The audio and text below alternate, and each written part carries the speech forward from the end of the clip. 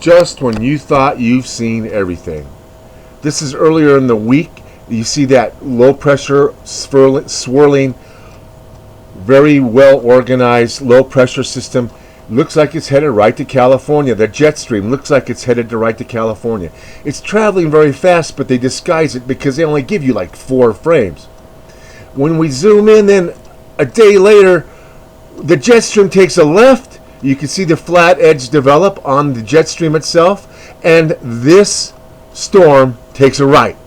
And instead of broadsiding California, which it looked like it was going to do 24 hours prior, it takes a right, and this very well-organized low-pressure system is doing things you should not be seeing. It's running away from the jet stream. It's drying out. Look at this. This shows you the water at cloud top. There's no water at cloud top.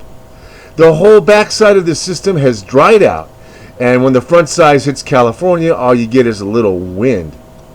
And we put on visible, and you can see just how well that low pressure center is. Almost looks like a hurricane. One problem, no water. Another problem, it didn't follow the jet stream. But that jet stream, you see, what's been going up into Canada for the last 3 or 4 years, if not longer, is split.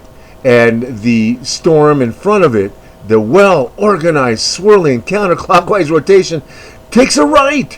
They split like a divorce. Up in the upper left, you see another system. It's going in the wrong direction. The trade winds up there are supposed to be going left to right.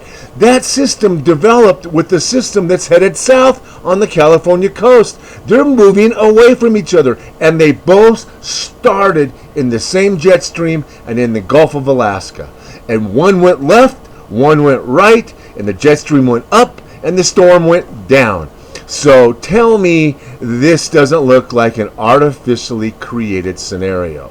I just can't believe it. The other thing, again, I keep pointing this out, is the absence of water along the Hawaiian belt. Those trade winds at the bottom of your screen are supposed to be going right to left. Now we go over to the East Coast, and we see Hurricane Delta was being sheared at both the top and bottom by opposite rotating winds, high-speed winds.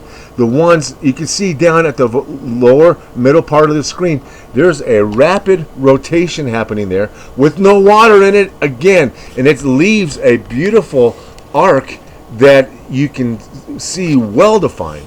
That's a really high rate of spin. We pointed it out 3 or 4 days ago over the Bahamas, and that is throwing water into central Mexico, which then either turns right or hangs out in the Gulf of California off the southern tip of the Baja.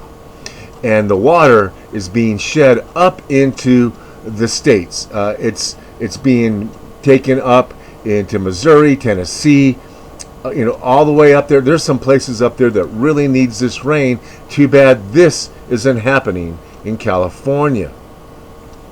And when you go to the water, just the IR, infrared of the water, there's a couple things you might notice.